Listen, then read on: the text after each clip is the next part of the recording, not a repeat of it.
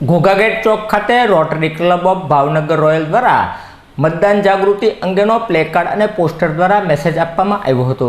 Rotary club of Bhavnagar royal દ્વારા લોકસભા ચૂંટણી અનુસંધાને ઘોઘાગેટ ચોક ખાતે મતદાન જાગૃતિ કાર્યક્રમ આપવામાં આવ્યો હતો। આ કાર્યક્રમમાં રોટરી ક્લબ ઓફ ભાવનગર રોયલના સભ્યો દ્વારા પોસ્ટર દ્વારા લોકોને મતદાન અંગેની જાગૃતિનો કાર્યક્રમ આપ્યો હતો અને લોકોને વધુ મતદાન કરવા માટે જાગૃત કર્યા હતા।